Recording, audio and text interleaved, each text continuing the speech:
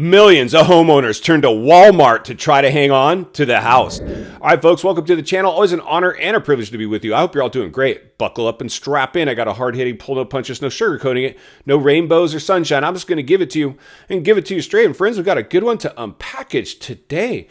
As millions of Americans now turning to discount stores like Walmart to try to keep up with inflation, but there's some dirty little secrets apparently going on behind the scenes. But we will read between the lines and look between the cracks because, like I said, I think we got to look a little deeper as we go into this one. What I'm personally seeing right now is insane.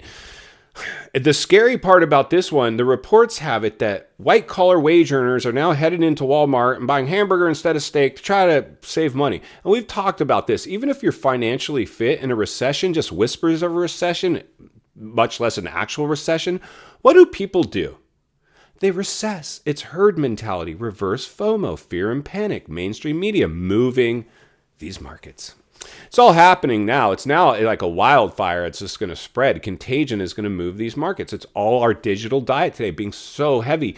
And it's a lot heavier than the last bubble. But I think as we read between the lines and look between the cracks, now the realities are this. We've heard the reports that the majority, over half of all Americans are paycheck to paycheck. We've heard the reports that over half of all Americans don't even have an emergency fund in their bank account. We've heard the reports that there's more credit card debt ever recorded in history. We're breaking all the wrong records, and people are just trying to keep up with inflation. The cost of milk and eggs up 125% from just a year ago.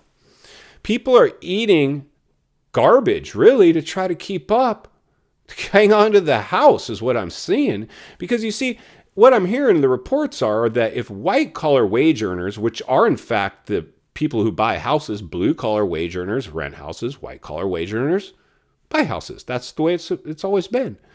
But when white-collar wage earners are now at Walmart trying to bargain shop, it means they're trying to hang on to the house. And we've talked about this. You know, it all comes down to now a foreclosure crisis. What's the percentage of likelihood that we could see a foreclosure crisis? Now, for me, even as an industry guy, I might go, hey, Bob, fellow industry guy, what do you think about this housing market? You think we're in a bubble? Do you think it can sustain itself? Do you think there's any crash risk here? Oh, no, everything's fine. It's a great time to buy. Interest rates are, but marry the house, date the rate, blah, blah, blah, whatever the case may be. Like, and now we're seeing what's happening. It couldn't sustain itself. Congratulations if you've been with this channel. If you're new, please subscribe. Subscribe right away. We're going to get centered and surrounded with like-minded people. We're going to be able to buy when everybody else is running for the exits for pennies on the dollar. So today, as we unpackage Walmart and their recent report, that now, first of all, there's also reports that they're price gouging. That in fact, people think they're discount shopping at Walmart when they could go to their regular grocer and spend less. And there's reports that Walmart and other people that are price gouging are saying, yeah, because of supply chain issues and the cost to get goods and services to the store, that's why these prices are so high. But we've seen some insane jumps. Milk, 125% more than it was a year ago. Eggs. So what are people doing? Are eating burgers? I love burgers, by the way. I have a good hamburger. I almost prefer over a steak anyway. But I love a good steak. But I don't try to take in too much of that stuff. But realities are this. When you see people, white-collar wage earners, going to discount stores, Walmart, Dollar Tree, Dollar General, wherever, trying to save money, it means one thing to me as a trained salesman, trying to make that house payment. You see, your house is the biggest asset, the biggest expense that you have. And if you put a lot of pressure to buy a house at the height of a bubble, it's very hard to let go of the house. You're going to go to Walmart and shop for discount items before you're willing to tap out, throw in the towel, and walk away from a house. But like I've always said, this is just the birth pains of a recession. Tail end of a crisis, front end of a recession. The realities are, friends, we could have avoided a lot of this. We could have got away with stimulus checks, stimulus money, maybe even a few stimulus programs.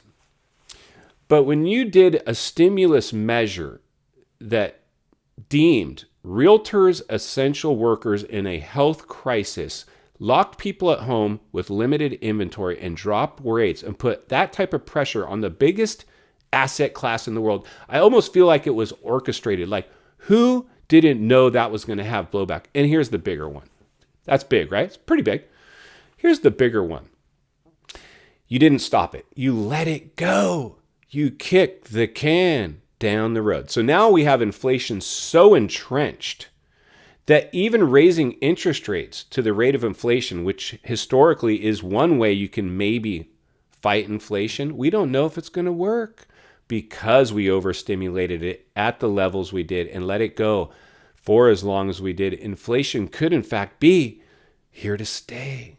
We got a lot to tackle moving forward, but as we're forward thinking, critical thinking, examining the health of the U.S. housing market, because like I've said before in almost every one of my videos, if we lose the U.S. housing market, we will in fact lose everything. It has the capability of crashing the economy.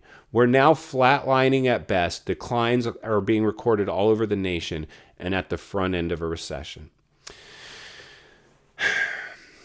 This one is not rainbows and sunshine, in my opinion. We are not out of the woods by a long shot. In fact, we might just be getting started. In final thoughts, I come to you as a friend, as a content creator. Somebody wants to see you not only win in real estate, win in life. When you see people now that just bought homes reverting to discount stores to try to save money, and in fact, they're spending more to do it, because these discount stores are actually not discounts at all. We're splitting hairs. We're grasping at straws. It's lining up for a gas station to save $2 on a tank of gas when you could have been out the door filling up next door. Even when people have money, they're going to recess in a recession. It's herd mentality. The only people that come out smelling like a rose in this one, the people that admitted there was a problem. The first step of getting past a problem will always be admitting there's a problem. That was a big problem. But luckily for the majority of people that watch this channel, we're going to go find some amazing opportunities. And if that's what you're looking for, I know I am.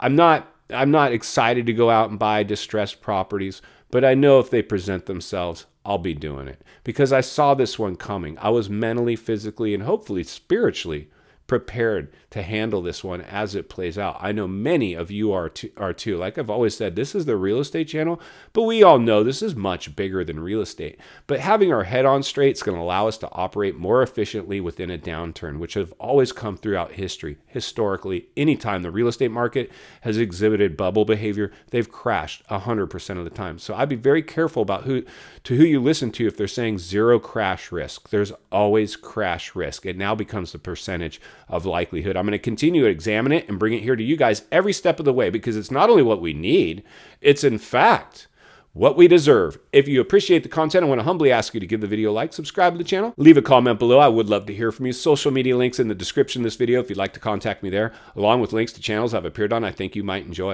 If you need help buying or selling real estate here in America, I have the biggest network of top-rated agents in the nation ready to assist you. It'd be our honor and our privilege to do so.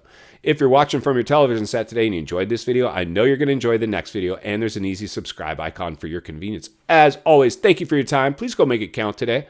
I'll see you on the next video.